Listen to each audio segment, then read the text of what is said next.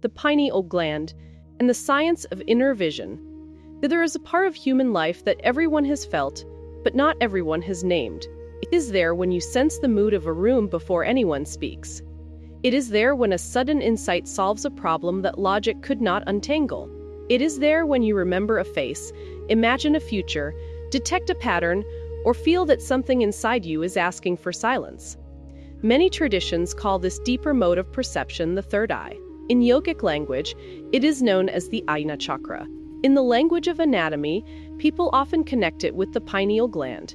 In the language of modern psychology, parts of this conversation overlap with attention, intuition, self-awareness, memory, imagination, emotional regulation, and perception. This masterclass is not about superstition. It is not about fear. It is not about pretending that mystery disappears when science speaks, or pretending that science becomes useless when spirituality begins. It is about learning to see more clearly. It is about understanding why the idea of the third eye has survived for centuries. It is about separating what is symbolic from what is biological. It is about recognizing that many people have been using third eye functions their whole lives without ever calling them that. And it is about something even more important than mystical language: a calm mind, a steady nervous system, a clear conscience, a compassionate heart, and a disciplined life. Because without those, insight becomes distortion, and with them, perception becomes wisdom. The history of the third eye, the pineal gland. From philosophy to biology. Now, let us turn to the pineal gland. The pineal gland is a small structure located near the center of the brain. In modern endocrinology, its most established role is the production and secretion of melatonin, a hormone that helps signal the timing of darkness to the body and supports circadian rhythms. Endotext describes the pineal gland as main function, as receiving and conveying information about the environmental light-dark cycle through cyclical nighttime melatonin secretion. The pineal gland became famous in Western philosophy because René Descartes proposed that it was the seat of the soul. That idea was philosophical, not scientific, but it helped cement the gland's mysterious reputation in the West. The Stanford Encyclopedia of Philosophy documents Descartes' special interest in the pineal gland and his belief that it played a central role in thought and the interface between mind and body. Here is where many modern discussions become confused. The pineal gland is real. Ajna Chakra is a traditional spiritual concept. The link between them is meaningful for many people, but it is not a proven one-to-one anatomical identity in medical science. That does not make the spiritual language worthless. It simply means we should be precise. Biologically speaking, the pineal gland is not a magical crystal hidden in the skull. It is an endocrine organ with a measurable role in human physiology. Its most famous product, melatonin, rises in darkness and helps coordinate circadian timing. Light reaching the eye's influence is the brain's master clock in the suprachiasmatic nucleus, which then influences the pineal gland through a multisynaptic pathway. In plain language, your body reads the day-night cycle through light, and the pineal gland helps translate that into hormonal timing. That alone is profound, because it means human beings are rhythm creatures. We are not machines floating above nature. We are cyclical beings, biologically woven into light, darkness, sleep, and time. And if the third eye symbolizes clarity, then one of the most practical forms of clarity is this: living in harmony with reality, the scientific and religious relationship. So how do science and spirituality meet here? Not by forcing each other to say what they do not say, not by pretending an MRI machine can measure enlightenment, and not by pretending ancient symbolism must pass a lab test to hold value. They meet in a more mature way. Religion and contemplative traditions often speak in the language of meaning. Science speaks in the language of mechanism. Traditions say the third eye is the seat of insight.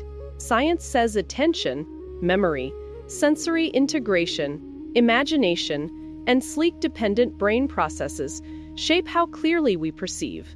Traditions say the third eye opens in silence. Science shows that meditation practices can improve attention, emotional regulation, and aspects of cognitive control. Reviews of mindfulness and meditation research report benefits in stress reduction, attentional performance, and emotional regulation, though they do not prove supernatural perception. Traditions say innervision requires purity.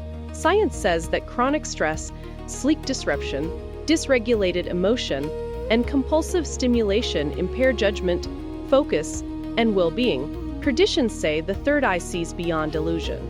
Science says human perception is constantly filtered by bias, prediction, mood, memory, and expectation. These are not identical statements. But they are not enemies either.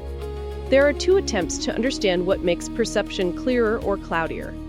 And this is why the Ajna Chakra remains so compelling. Because even if someone rejects every mystical claim, the core question remains. What makes a human being see more truthfully? That question is spiritual. That question is psychological. That question is philosophical. That question is biological. And it is deeply relevant. There is nothing too mystical about it. Let us now dismantle a common misunderstanding.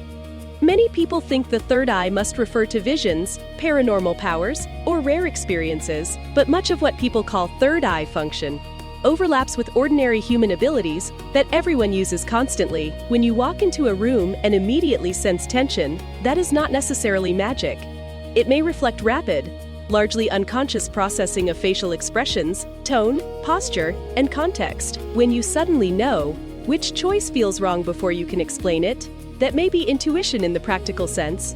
Your brain integrating patterns faster than language can catch up. When you picture an outcome before it happens, run scenarios in your mind, or anticipate consequences, you are using inner visualization. When you remember a road, sense someone's mood, detect insincerity, notice the hidden theme of a conversation, or feel that your life is drifting off course, you are already engaging inner perception. Meditation research shows that attention can be trained, and brief daily practice has been associated with improvements in attention and mood over time. That matters because a large portion of what people describe as awakening is often the result of noticing more, reacting less, and perceiving internal states with greater stability. So no, the Ajna conversation does not have to begin in fantasy.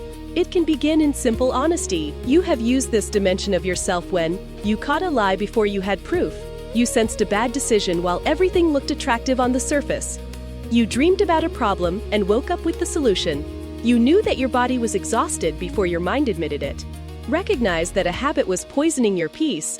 You realized that being busy was covering up being lost. You saw that the voice in your head was not always telling the truth. That is already profound. The third eye, at its healthiest, can be understood as the disciplined union of attention, self-observation, imagination, pattern recognition, ethical clarity, and inner stillness. In that sense, everyone has been using it. Most people just have not been using it consciously. The pineal gland, light, and the rhythm of awareness. If we want a grounded discussion of the pineal gland, we have to talk about light. The pineal gland's role in melatonin secretion makes it part of the body's timing system. Light detected by the eyes influences the circadian system, and light at night can suppress melatonin. Reviews from NIH-linked sources and endocrine literature consistently describe melatonin as tightly linked to the light-dark cycle, with the nocturnal signal shaped by retinal input to the circadian clock and then onward to the pineal gland. This means that one of the least mystical and most powerful ways to support the third eye is to respect light. Morning light helps anchor circadian timing. Dimmer evenings protect the body's transition toward nighttime physiology. Chaotic exposure to bright light at night confuses the system. A person can chant all day, buy crystals all week, repeat affirmations all month, and still sabotage basic physiology by living in a state of circadian assault. That is not spiritual failure, it is biological inconsistency. In the old symbolic language, we might say the inner eye becomes cloudy. In modern terms, we might say the nervous system becomes overstimulated, sleep becomes fragmented, melatonin timing is disrupted, and the mind loses some of its clarity. This is one reason why many contemplative traditions valued dawn, sunset, darkness, silence, and consistent practice times. Even without modern hormone charts, they knew rhythm matters, and they were right.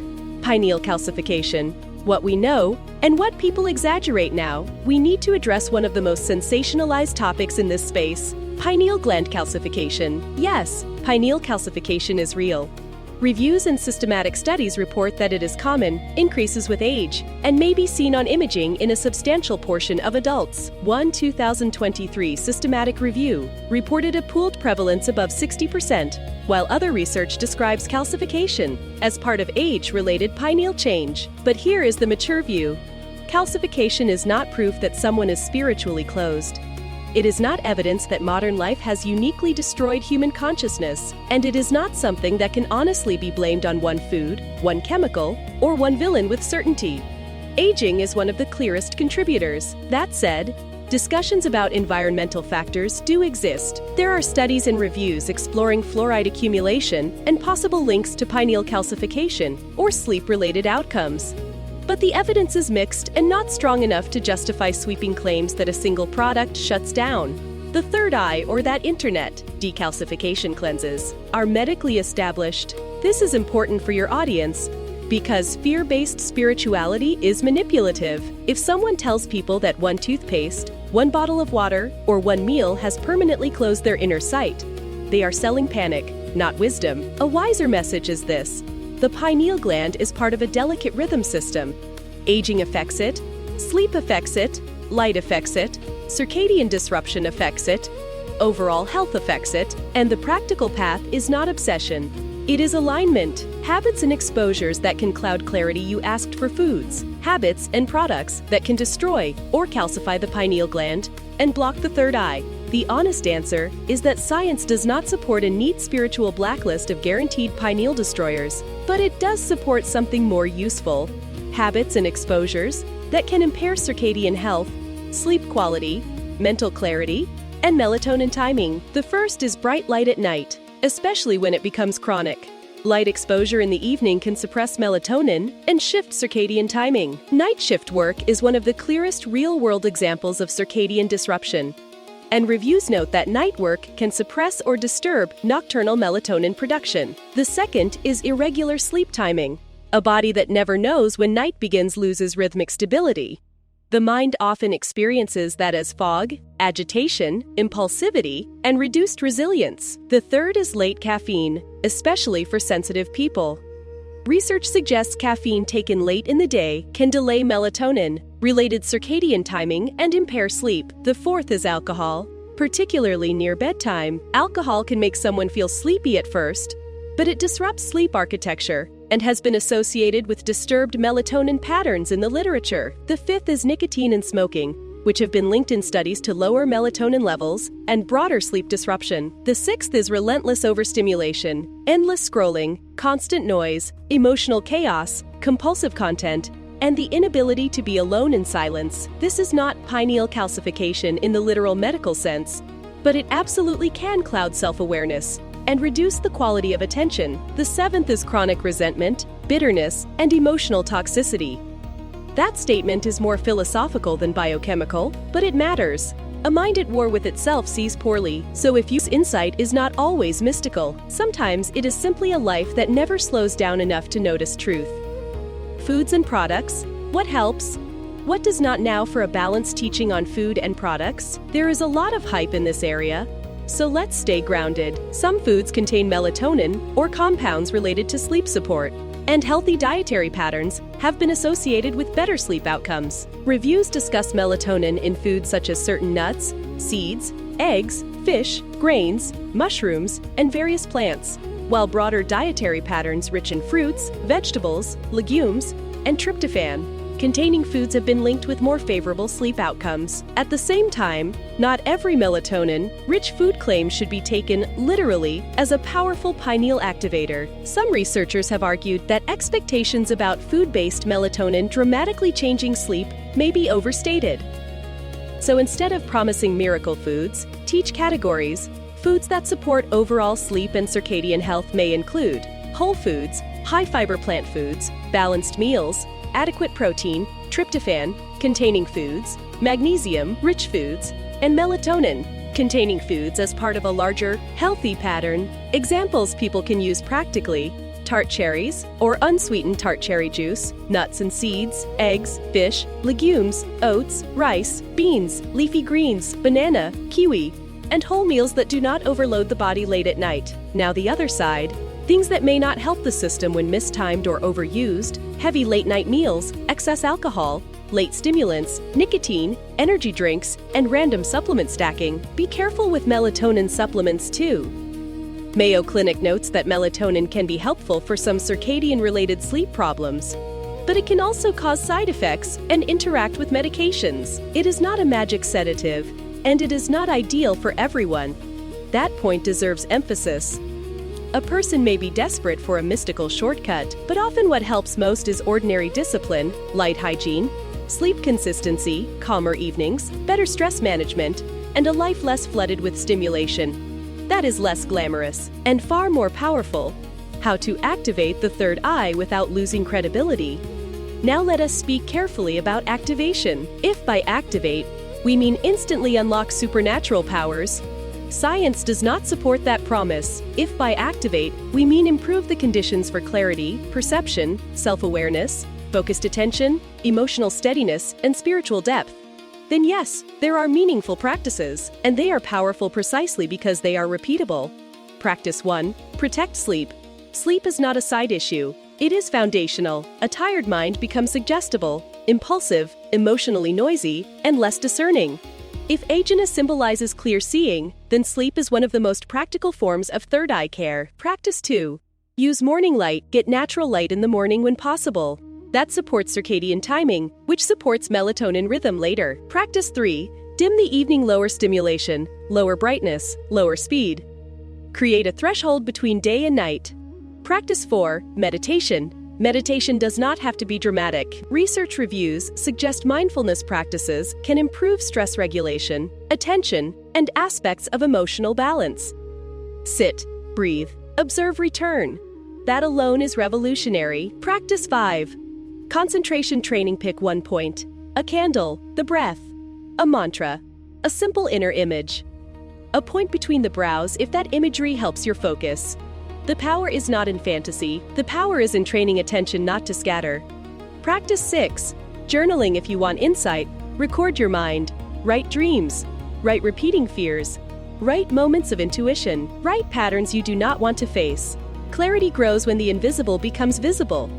Practice 7. Breathwork. Slow breathing can reduce arousal and shift the mind toward a calmer state. This does not prove chakra activation as a laboratory event, but it can create the inner conditions many contemplative systems associate with deeper awareness. Practice 8. Silence. Not background silence, inner silence. A life with no silence cannot hear itself. Mantra, sound, and Ajna practice. Traditional chakra systems often associate Ajna with mantra and meditative concentration. In modern practice, people use chants, humming, drone sounds, and binaural style soundscapes as tools for focus and absorption. The scientific evidence for specific chakra frequencies is not settled, but sound can still be useful as a structure for attention, relaxation, and emotional tone. For your voiceover, teach it this way. Mantra is not magic because of superstition. Mantra is powerful because repetition organizes attention. A scattered mind becomes more coherent when it has a stable object. A useful Ajna focused practice might sound like this. Sit comfortably, spine relaxed but upright, jaw soft, tongue resting naturally, breath slow. Bring awareness to the space between the eyebrows, not with strain, but with gentle attention. Then silently repeat a phrase such as, I see clearly, I welcome truth, I trust stillness, may wisdom guide me, or use a traditional mantra if that fits your channel's tone and audience. Then let the words become fewer. Let the breath become deeper. Let observation replace force. The real goal is not to make something happen.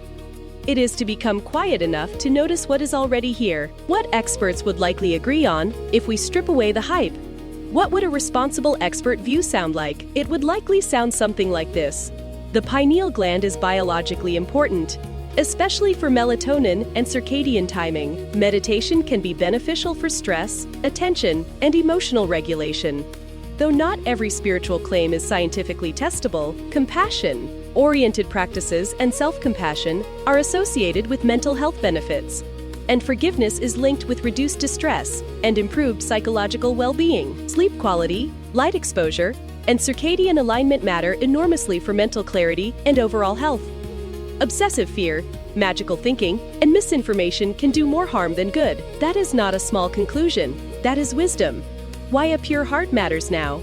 We arrive at the part that many people try to skip. If the third eye concerns insight, then the condition of the heart matters, because perception is not only distorted by fatigue or noise, it is distorted by hatred, by envy, by bitterness, by the need to be right, by the refusal to forgive, by the addiction to seeing enemies everywhere. A person can have sharp intuition and still use it badly. A person can have unusual sensitivity and still be ruled by ego. A person can meditate every day and still become cold, proud, or self-deceived. This is why the pure heart is essential, not as sentimental decoration, as protection. Compassion softens distortion. Forgiveness reduces the emotional fog of old injury. Love widens perception. Beyond self-obsession, understanding interrupts projection. Research on compassion meditation, self-compassion, and forgiveness suggests these qualities are associated with better mental health, lower distress, and improved well-being. That does not mean love is merely chemistry. It means the inner moral life has real consequences. So if someone asks, what is the fastest way to open the third eye? A wise answer may be, sleep better, slow down, tell the truth, practice silence, observe your mind. Forgive what you can, drop what is poisoning you, protect your attention, and become the kind of person who does not weaponize insight. Because an open eye without an open heart is dangerous. But an open eye guided by compassion becomes discernment, and discernment is one of the most beautiful forms of power. Daily experiences that reveal Ajna in ordinary life let us make this even more practical. Ajna is present when you realize your anger is covering grief. You sense that a flattering opportunity is misaligned. You notice that your body is saying no while your ego is saying yes. You understand a pattern in your relationships. You catch the moment before a reaction becomes a mistake. You recognize the difference between fear and guidance. You see that you have been performing strength instead of living truth. You stop arguing with reality. You become able to watch a thought without obeying it. That is third eye work in ordinary life. It is not always spectacular. Sometimes it is simply the ability to pause. Sometimes it is the courage to admit, I knew this all along, but I did not want to see it.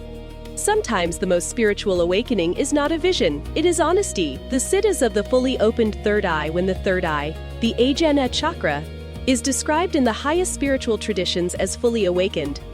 It is not spoken of as a minor enhancement, it is spoken of as a doorway, a threshold, a sacred center through which perception is no longer limited to surface appearances. In the language of yoga, tantra, mysticism, and esoteric philosophy, the opening of the third eye has long been associated with extraordinary faculties of consciousness. Sometimes called siddhis, subtle powers, inner abilities, refined perceptions, or spiritual capacities that arise when awareness becomes purified, concentrated, and illuminated. But the sages were careful. They warned that these powers are not the goal. Truth is the goal. Union is the goal. Wisdom is the goal. Purity is the goal. Love is the goal. The siddhas, they said, may arise along the path, but they are not the destination. Still, to understand the third eye fully, we must bring these traditions into the light and explore what has been said about the abilities of a consciousness that has become unusually clear, disciplined, and awakened. 1. Heightened intuition. The most common power associated with the awakened Ajna Chakra is heightened intuition. Not guesswork, not fantasy, not emotional impulse, but a refined inner knowing, a silent intelligence that perceives the essence of a situation before the rational mind has assembled all the pieces. This is the ability to sense what is true beneath appearances, to feel the direction of things before events fully unfold, to recognize hidden motives, subtle patterns, emotional undercurrents, and invisible tensions. It is said that when the third eye is open, one no longer sees life only through logic, but through a deeper form of intelligence, a direct perception that arises in stillness. 2. Clairvoyance. In many mystical traditions, the fully awakened third eye is linked to clairvoyance, or clear seeing. This is described as the capacity to perceive beyond the ordinary physical senses. Some describe it as symbolic visions. Some describe it as inner imagery. Some experience flashes of future probability. Others speak of seeing spiritual forms, archetypal patterns, or subtle energies. In esoteric language, clairvoyance does not always mean watching the future like a movie. Sometimes it means perceiving the hidden architecture of reality, the energetic truth beneath the material surface. The soul level, meaning hidden within outer events. 3. Clairaudience. The Ajna Chakra is also connected in some traditions to clairaudience. Clear hearing beyond the ordinary range of physical listening. This may be described as inner guidance, subtle messages in meditation, hearing truth inwardly, or receiving insight in the form of words, tones, or direct knowing. To the mystic, this is not necessarily a literal voice from outside. It may be the soul becoming audible, a deeper level of intelligence rising into consciousness.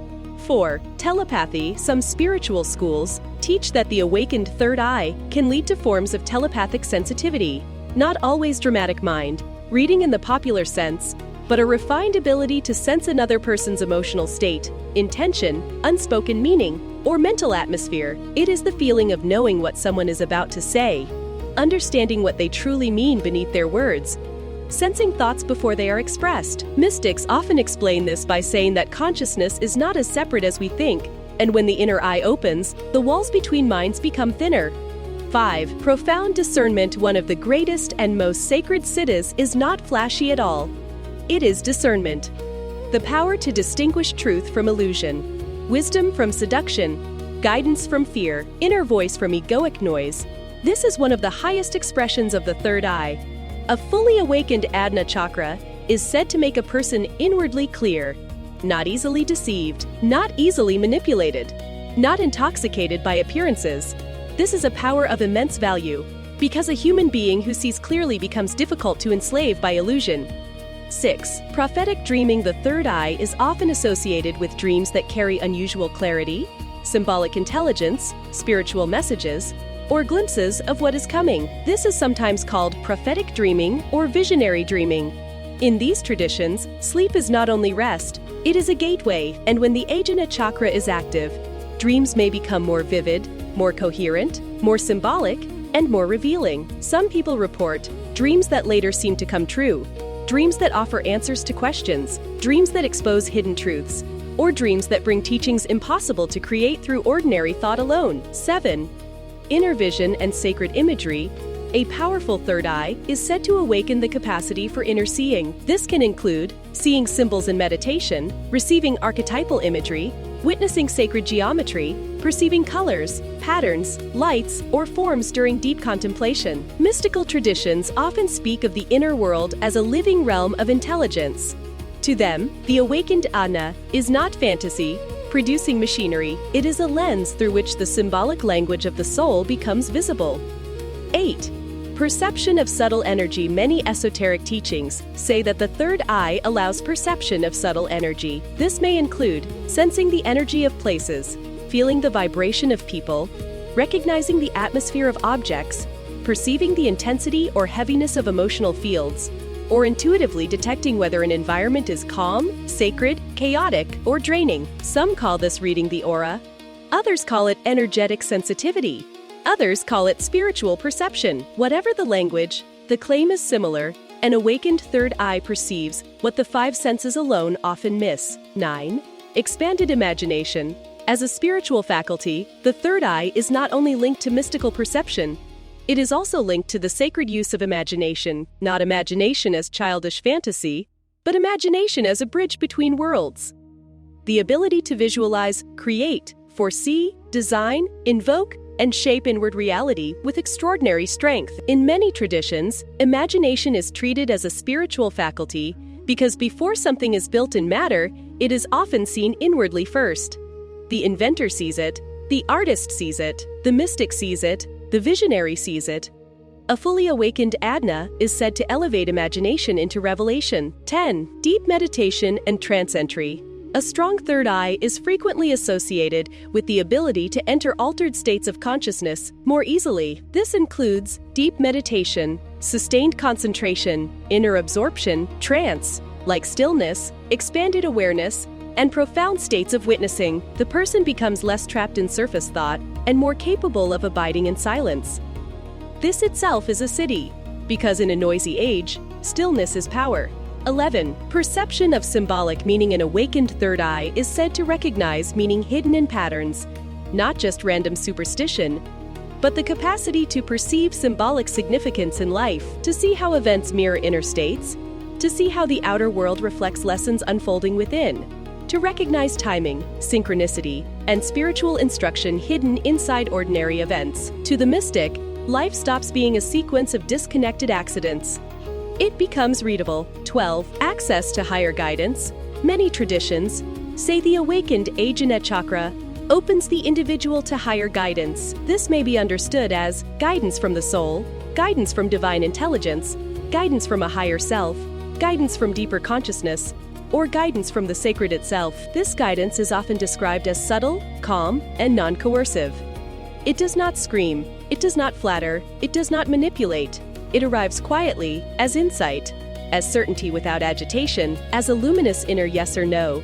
13. Perception beyond time. One of the more mysterious siddhis associated with the third eye is the loosening of ordinary linear time perception. Some mystical accounts say that when Ajna fully opens, consciousness can occasionally perceive future tendencies, echoes of the past, patterns across time, or truths that do not seem limited to the present moment. Again, not necessarily as theatrical prophecy.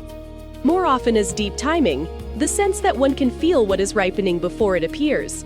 14. Spiritual vision. During meditation traditions also describe meditative visions. Beings of light, sacred forms, divine archetypes, temples, lotuses, mandalas, holy eyes, stars, or luminous geometric structures. These are often interpreted symbolically rather than literally.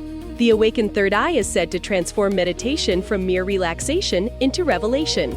15. Freedom from lower mental noise.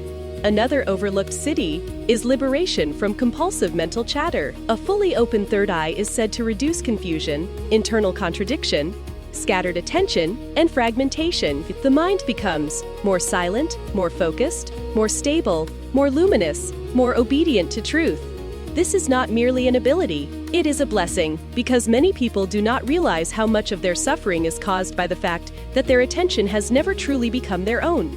16. Penetrating self-knowledge. The third eye, turned inward, becomes an instrument of radical self-knowledge. It reveals self-deception, hidden motivations, ego patterns, unresolved wounds, false identities, and unconscious fears.